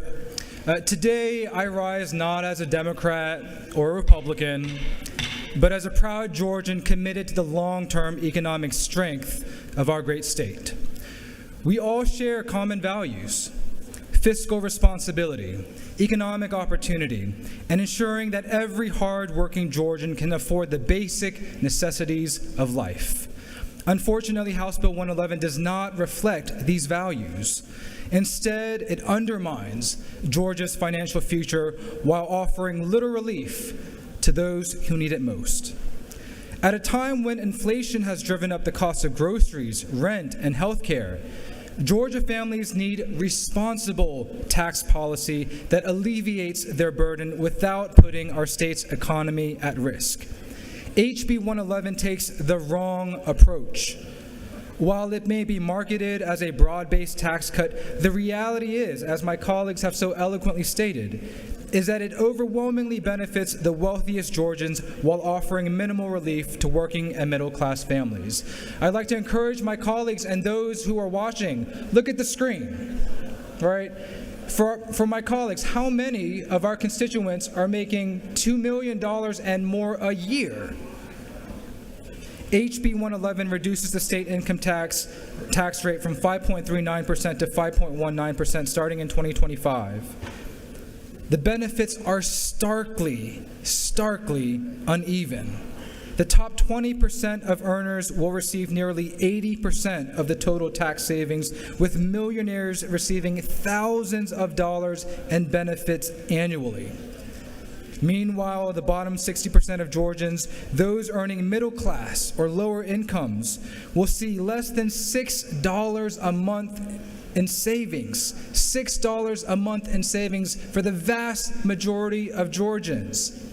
Y'all, you can't even afford a dozen eggs with $6 a month.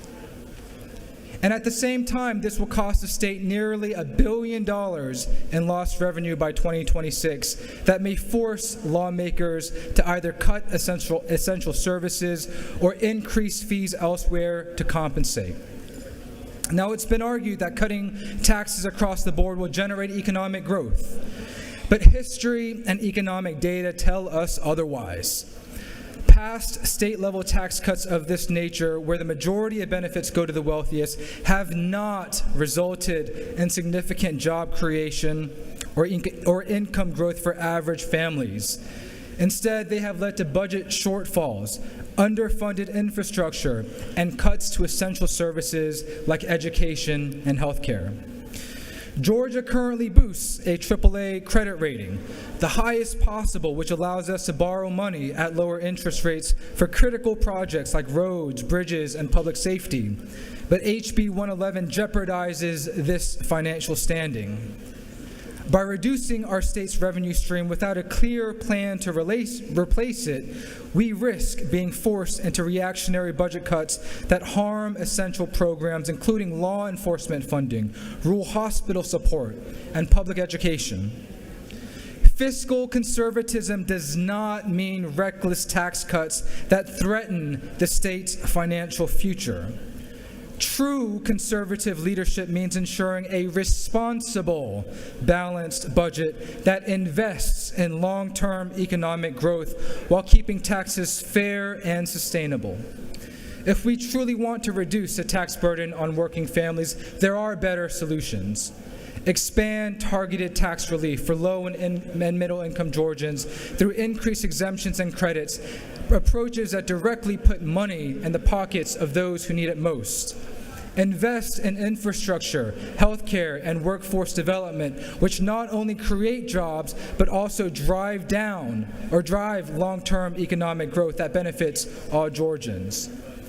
Let's ensure fiscal responsibility by aligning tax cuts with clear, sustainable sources of revenue, rather than relying on optimistic projections that could lead to future deficits. HB 111 is not a responsible approach to tax reform.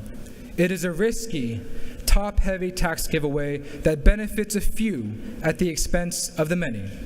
It is bad economics, bad policy, and bad for Georgia's long-term financial health. So I urge all my colleagues, and especially my Republican colleagues, those who believe in real conservative fiscal values, to reconsider this approach. Rather, let's work together on a bipartisan, responsible tax relief reform that actually benefits hard-working families and keeps Georgia's economy strong. Now is not the time for giveaways to the wealthiest among us. Now is a time for real leadership. So let's stand up for the people we were elected to serve and reject House Bill 111. Thank you, Mr. Speaker. I yield the well. Gentleman is yielded the well. Representative Adesanya is recognized to speak to the bill, HB 111.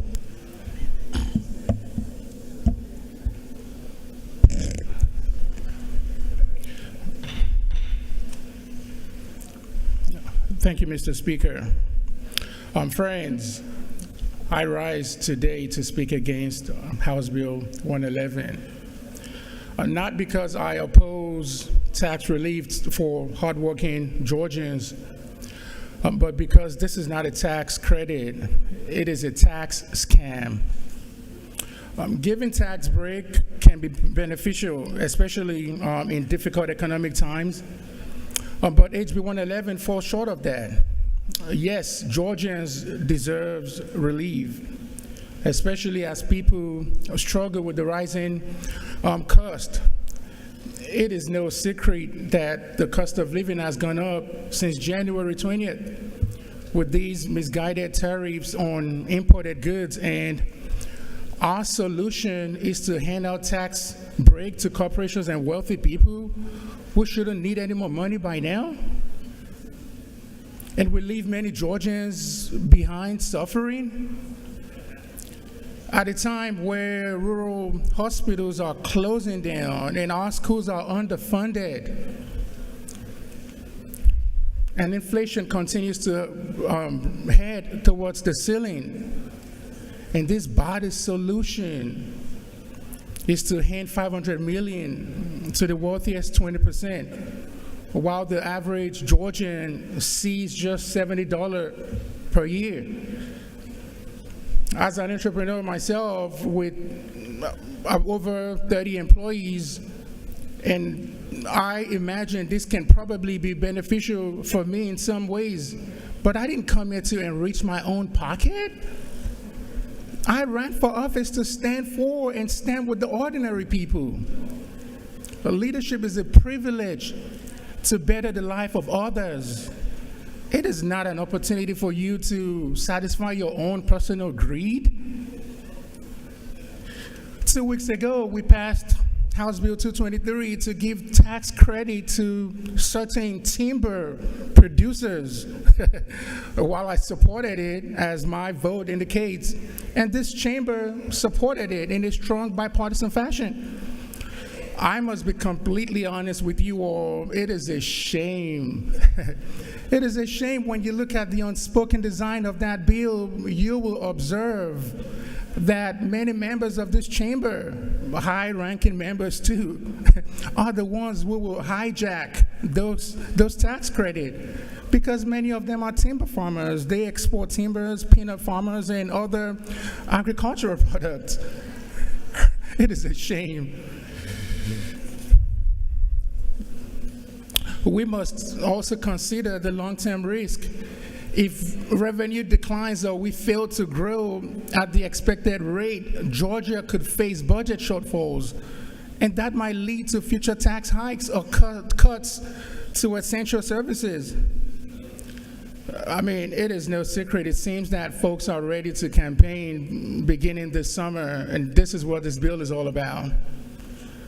So, probably talking about what tax cut they gave to who. Look, you have to make a decision if you want to be for public service or you want to be for self-service. Quit hiding and pretend that you are doing the people's work because you are doing your pocket work. Folks, I don't think anyone here needs any more convincing to vote no on HB 111 in its current form. So let us work toward a smarter and fairer tax policy that truly puts Georgians first. Thank you. I yield. The gentleman has yielded well. Representative Buckner is recognized to speak to the bill. Thank you, Mr. Speaker. Ladies and gentlemen of the House, I'm going to talk to you from my perspective as a mother. I hope all of you have a child in your life that you've taken to a store sometime and you've watched them see something in that store and their eyes just pop wide open and they smile and they're gleeful and they see something they really, really want. I hope you've had that experience. And I hope that only a few times you were faced with the fact that the item that they want is not appropriate for them and you had to say no. Or that the item that they wanted, you really didn't have the money for. And you didn't want to tell them and make them feel that they were poor, but you really couldn't afford it. Or for me, sometimes the worst is, well, I know I've got the money in savings in like a rainy day fund, but the refrigerator or the car or the stove's been a little fickle lately, and if I buy this now and that breaks, what am I going to do? That's where I feel like we are with this bill. To me, the hardest thing is to say no to someone when they want something and there's anything possible I could do to give it to them. I want to do that. I want to give people things. And right now, with the way people are hurting all across our state, I want to give them every chance to have every penny that they can have to buy every egg they want. I want them to have what they need. There's some things I know, and I think you know as well. I know the governor has a goal to lower Georgia's income tax rate to 4.99%. And I assume he feels his term limit clock ticking and wants to check it off and get it done. I know that the money involved with this is just in hundreds of millions of dollars and not billions, like we have in the reserves. And I know that citizens need every penny that they can get. They are afraid. They are afraid of the unknown cost. They are afraid of the continuing increase in cost. And they are afraid of what might happen with the federal generated tariffs. I know we don't know what's coming our way. We don't have that crystal ball that tells us what's coming our way. But we do know that we have a budget that relies heavily on federal dollars, anywhere from 25 to 32% every budget year.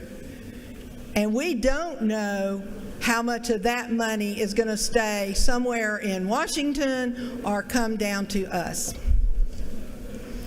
And I do know the man that sat in the aisle seat there many years ago, Mr. Tom Buck, who was the Ways and Means chair. And he thought the AAA bond rating of Georgia was the most important thing for us to take care of. Quite honestly, on a side conversation, he might say it was more important than Medicaid for kids. But he really felt that that was the way we could have the money that we needed to do those things in the state of Georgia. Bond ratings are critical to our success. Bond ratings that are lower than AAA cost money. To keep bond ratings, you have to do several things. You have to have positive employment trends. You have to have strong budget performance. You have to have balanced revenue sources. You have to have the ability to overcome financial and cover your financial obligations. And you have to maintain a reserve. And you have to honor your own statutes. I know we talk sometimes about things being either or, but sometimes choice is an option. And I know that's kind of wording that makes people nervous, but we have a chance today to put real money in the hands of citizens that'll probably come up later, and that's Representative McDonald's bill HB 112. It is a more fair disbursement of funds. It is not a permanent change in our tax rates, and it is a possibility to help some of the people in our state that need it in these uncertain times that are evidenced by the recent Atlanta Federal Reserve announcement of 2.8% drop in the GDP for the first quarter.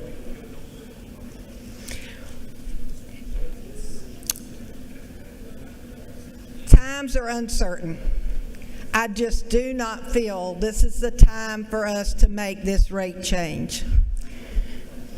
I know we want to be like other states and have a low tax rate, But when you look at those other states with those lower tax rates, have you also looked at their bond rating? Have you also looked at their budgets? And have you looked at their economy to see how it compares with us? As I had to say far too often to my children, I just can't buy that today. I cannot buy this today. And I do not think we should pass this piece of legislation in these uncertain times. With that, Mr. Speaker, I yield the well. The lady has yielded the well. That completes our minority report. We have up to 20 minutes. You don't have to take it all. For the chair's time, Representative Blackman, you're going to share your chairman's time? He's going to defer to Whip Burchett for the first comments during the chairman's time. Representative Burchett is recognized to speak to the bill. Thank you, Mr. Speaker. And this started a bit earlier than I thought would today, but I'm going to come in here and try to just refute some of these ideals. Firstly, it's interesting to me that a colleague of mine would come in here and say that we need not give a tax break. We need not give people's money back. We don't want to give them their money because we think that we can spend it better than them. Since when has the state of Georgia or the federal government ever spent my dollars better than I can spend them? I would submit to you that I know what kind of hamburger I like to buy. I know what kind of bananas I like to buy, oranges, what gasoline I put in my truck. I don't know any state politician or state commissioner that can tell me that I can spend my money better than I can. This ideal that we do a better job of spending our Georgians' money than they do is preposterous. It is crazy. It is nuts. I can't understand for the life of me how the party of the people can come in here and say that we don't want to give you your money back. We want your money because we know better than you. How in the world do we do that, folks? That is just nuts. To me, my perspective is that anytime anybody earns a dollar, some parties want to take more of that dollar to offer it to other people. I don't understand that. I wasn't raised that way, I suppose. If I earn a dollar, I want to spend my money. I want to buy stuff for my kids. I want to buy stuff for my family. But to say that an entity other than me can spend my money better than me is totally nuts, and I can't figure it out. One of my colleagues said, this gives a break to the most wealthy, the wealthiest folks in this chamber. And I wish that graphic was still up there, but without sounding condescending, and I don't want to be disrespectful, but this is a percentage rate. And the way percentages work is it's applied to amount, and it takes the same percentage of that amount away from our folks. So this income tax is a percentage rate of what you earn. So, of course, you take more from someone that makes more, and you give back more to someone that makes more. But I would submit to you, someone got in this well and said that $70 is not enough. $70 is not a lot. But I can tell you, to a working single mother with 2 kids, $70 buys dinner, maybe 2 nights in a row. That buys dinner 2 nights in a row. But my colleagues think that's a bad idea. You think that's a bad idea? It's a bad idea for a single mother to buy dinner for her kids? How is that a bad idea, friends? I don't get it. I just don't get it.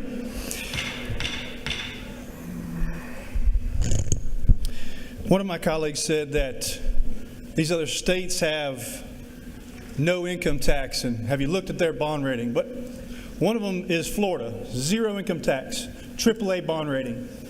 You guys can look it up, Google. It took me 5 seconds to figure that out.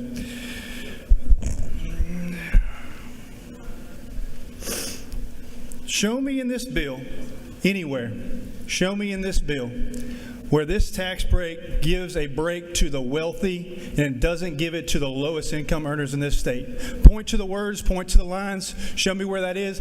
I will help you strike it, because that is not what's happened here.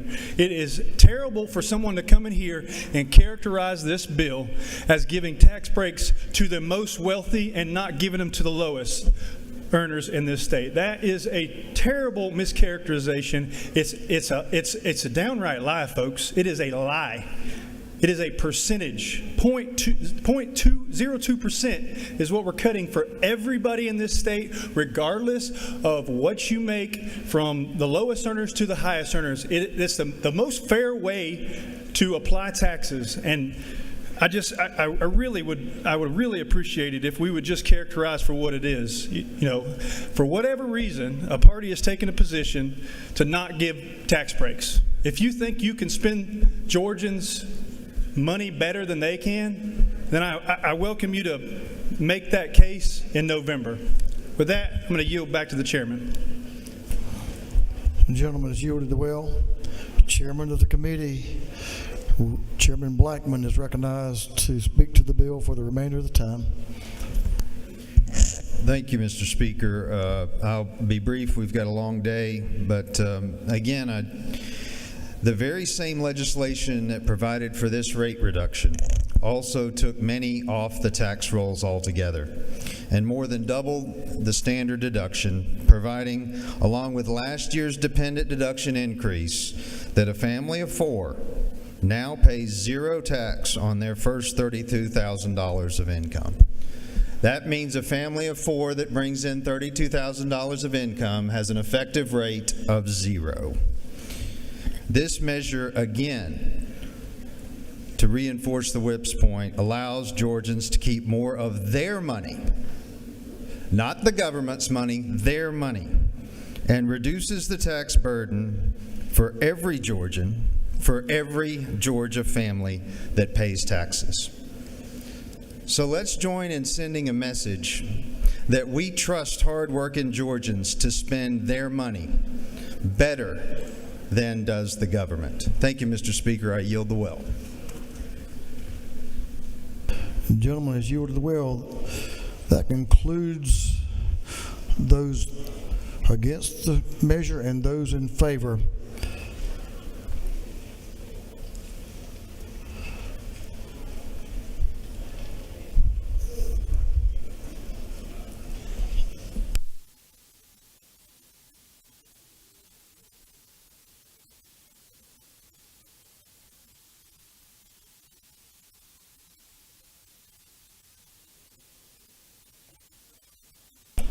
Is there any objection to the report of the committee, which was favorable to the passage of the bill?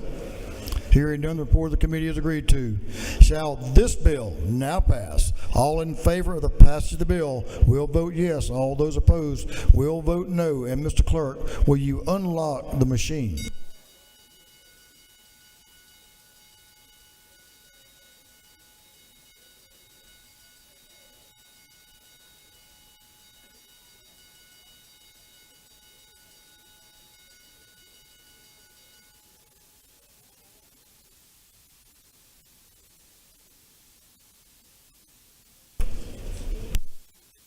Have all members voted? Have all members voted? If so, Mr. Clerk, will you lock the machine? On the passage of House Bill 111, the yeas are 110, the nays are 60. This bill, having received the requisite constitutional majority, is therefore passed. Mr. Clerk, will you read the caption of House Bill 112, 112? House Bill 112 by Representative McDonald III of the 26th to be entitled an act to amend Chapter 7 of Title 48 of the Fiscal Code of Georgia annotated relating to income taxes so as to provide for a one-time tax credit for individual taxpayers who filed income tax returns for the 2023 and 2024 taxable years. This bill having referred to the Committee on Ways and Means, that committee recommends this bill do pass. Representative Lauren McDonald is recognized to present the bill. Representative McDonald. Thank you, Mr. Speaker. but things flew off again. Thank you. Pardon me. There we go. Ladies and gentlemen of the House, I want to thank my A-Block friends over here. They returned my file right before I came up here. So I appreciate y'all giving the bill back that I have to present. So who needs friends when you got the A-Block guys over here? I bring this bill on behalf of the administration. This is not a bill that we haven't heard before a few years ago. HB 112 is a one-time tax credit for those that have filed their 2023 and 2024 taxes. The amount that under the taxes that they filed for joint filers will get back $500. For head of household, we'll get back $375. For individual filers, you'll get back $250. Mr. Speaker, I yield for any questions. The gentleman has a question down front. Representative Estration is recognized for a question. Thank you, Mr. Speaker. Does the gentleman yield? Yes, sir. Sir, is it not true that House Bill 112 is a reflection of the strong fiscal policy and management the state has had that has resulted in economic growth and reflects our commitment to limited government? Yes, sir, Mr. Leader. With this and other legislation we've passed over the past 2 years, this commitment that each of us in this House is given to hardworking Georgians will equal up to about $7.6 billion that y'all have given back to these Georgians. It's a big commitment that every one of y'all have made to Georgians. Gentleman, you have one more question from Whip Park to your left. Thank you, Mr. Speaker. Does the gentleman yield? Yes.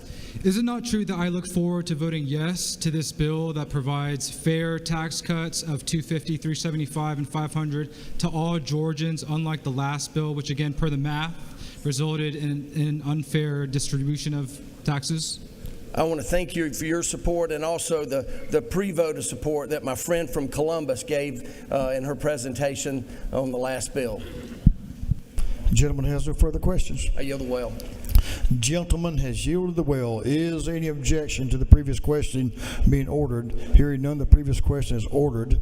Is there any objection to agreeing to the report of the committee, which was favorable to the passage of the bill? Hearing none, the report of the committee is agreed to. Shall this bill now pass? All in favor of the passage of the bill will vote yes. All those opposed will vote no. Mr. Clerk, will you unlock the machine?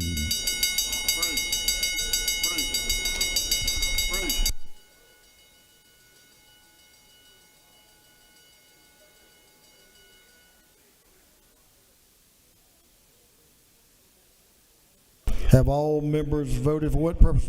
Representative Park, can I rise? She waves. Have all members voted? All members voted. If so, Mr. Clerk, will you lock the machine? On the passage of House Bill 112, the yeas are 175, the nays are 0. This bill having received the requisite constitutional majority is therefore passed. Mr. Clerk, will you read the caption to House Bill 159? House Bill 159 by Representative Crowe, the 118th, and others, to be entitled an act to amend Chapter 26 and Title 50 of the Official Code of Georgia annotated relating to Georgia Housing and Finance Authority so as to increase the outstanding bond limit. This bill having referred to the Committee on Budget and Fiscal Affairs Oversight. That committee recommends that this bill do pass by committee substitute.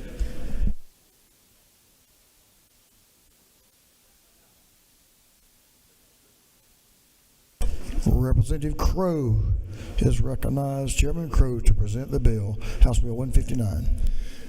Thank you, Mr. Speaker. Colleagues, House Bill 159 is a bill that would increase the aggregate amount of mortgage revenue bonds that the Georgia Housing and Finance Authority can issue each year. They're statutorily capped currently at $3 billion. That would double that cap to $6 billion. These funds from the mortgage revenue bonds are used to support their Georgia Dream home financing program. They originate loans for low-income, first-time home buyers, a lot of public safety, first responders, school teachers. It's a great program, and this would allow them to continue to issue those bonds and keep that program funded so they can issue more mortgages. And I'll stand for any questions, Mr. Speaker. The gentleman has one question. Representative Washburn to your left, recognized for a question. Thank you, Mr. Speaker. Does Chairman yield? Absolutely.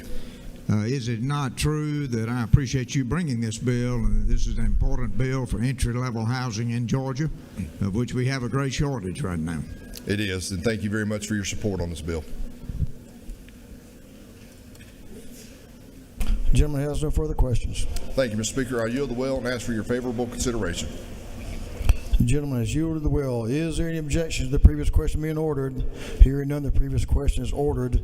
Is there any objection to adopting the committee's substitute? Hearing none, the committee's substitute is adopted. Is there any objection to agreeing to the report of the committee, which was favorable to the passage of the bill? Hearing none, the report of the committee is agreed to. Shall this bill now pass? All in favor of the passage of the bill will vote yes. All those opposed will vote no. And Mr. Clerk, will you unlock the machine? I'm going to go.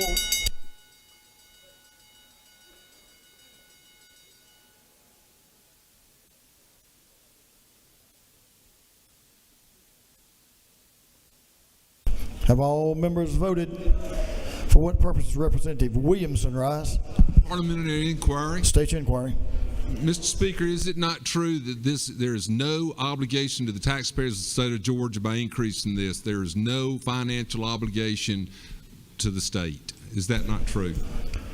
I know this gentleman is learned on this subject matter, and I believe he knows what he speaks, and I believe he's accurate. Have all members now voted? If so, Mr. Clerk, will you lock the machine?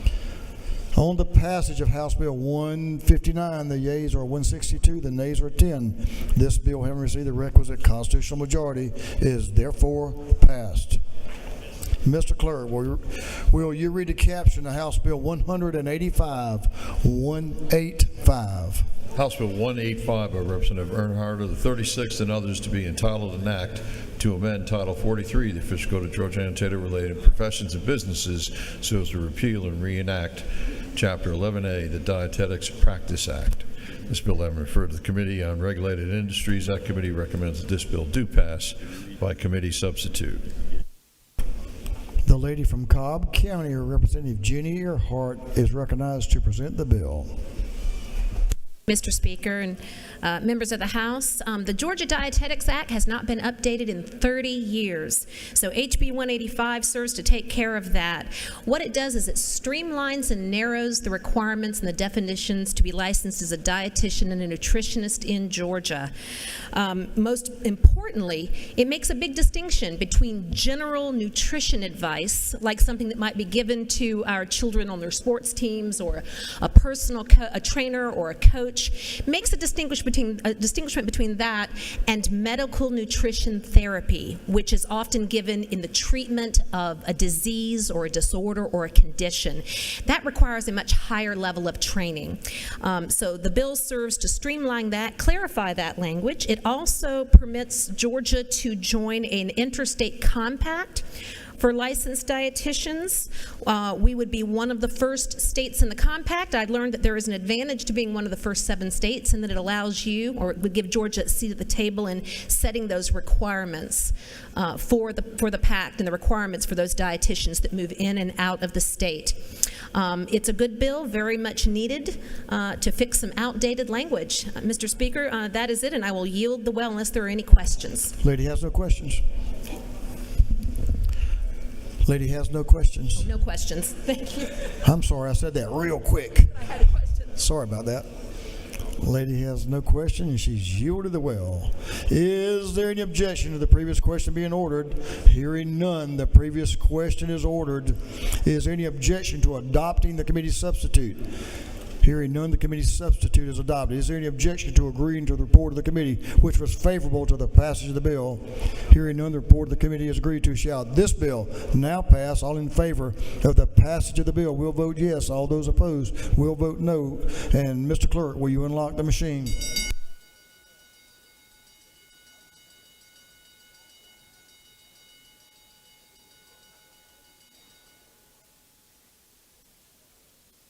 Have all members voted? If so,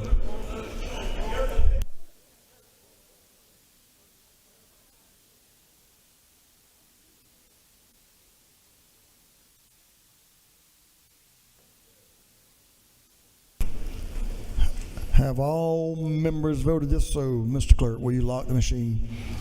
On the passage of House Bill 185, the yeas are 171, the nays are 2. This bill, having received the requisite constitutional majority, is therefore passed. Mr. Clerk, will you read the caption to House Bill 485? 485. House Bill 485 by Representative Yurda, the 152nd and others, to be entitled an act to amend the official code of Georgia annotated so as to repeal various provisions enacted prior to 2013 which are contingent upon funding and which remain unfunded. This bill having referred to the Committee on Code Revision, that committee recommends that this bill do pass by committee substitute. Representative Bill Yurta is recognized to present the bill. Representative Yurta. Thank you, Mr. Speaker. House Bill 485 is not the annual code revision bill, which will come later this session. That's actually a Senate bill this year. But this bill does the same function or similar functions. This bill streamlines and modernizes terminology as well as some of the federal references in the Georgia law. For example, references to like No Child Left Behind Act has since been renamed Every Student Succeeds Act. Second, the bill repeals provisions contingent upon funding that have remained unfunded since 2013, one of which has been unfunded since 1983. Finally, the bill repeals unconstitutional portions of a number of laws with language in this bill reflecting the reenacted constitutional portions of these laws. Any unconstitutional portion of law that requires further debate, of course, will be policy discussions of this General Assembly. We're not included in this bill. I want to thank the Legislative Council for working hard on this and House Budget and Research for their assistance, and would ask for your favorable consideration. Gentlemen, the gentleman has no questions. Thank you. I yield the well, Mr. Speaker.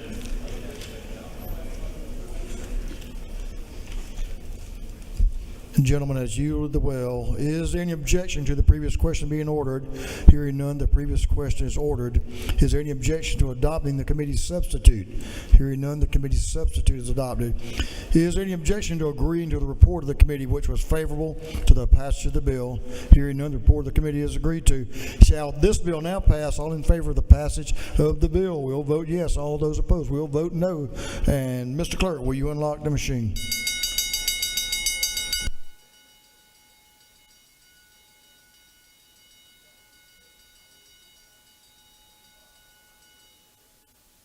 Have all members voted?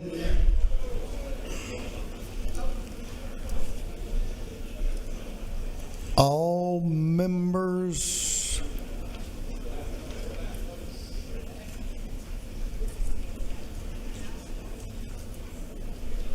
All members have voted. If so, Mr. Clerk, will you lock the machine? On the passage of House Bill 485, the yeas are 175, the nays are 0. This bill, having received the requisite constitutional majority, is therefore adopted. Members, if you have pages today, we're going to break for lunch and recess for lunch. We're going to ask you to come down and join your pages.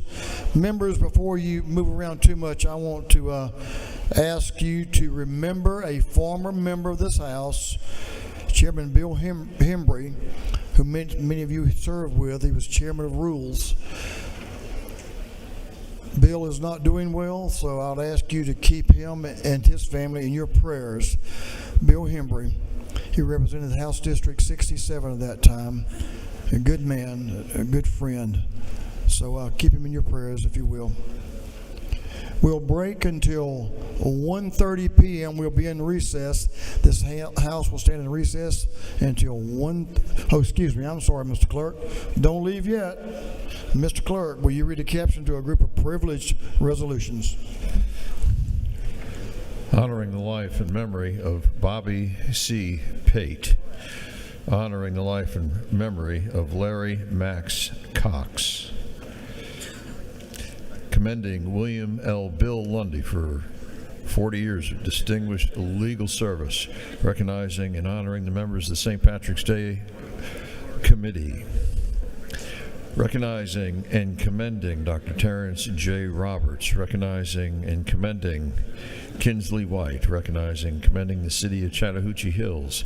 Congratulating and commending Alethea Chapman for receiving the 2025 Yellow Rose Nikki T. Randall Service Leader Award. Recognizing and commending the Associate of St. Augustine Alumni, Atlanta. Commending the Lynx Incorporated and recognizing March 10, 2025 as Georgia Lynx Day at the Capitol.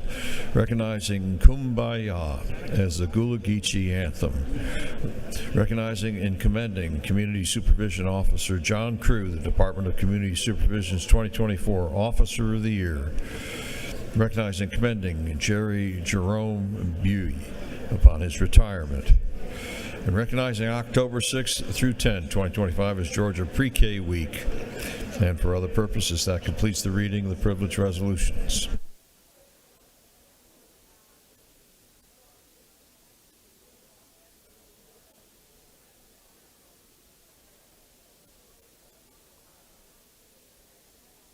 Is there any objection to adopting the privilege resolutions? Hearing none, the resolutions are adopted. This House will stand in recess until 1:30 p.m. 1:30 p.m. Thank you, members.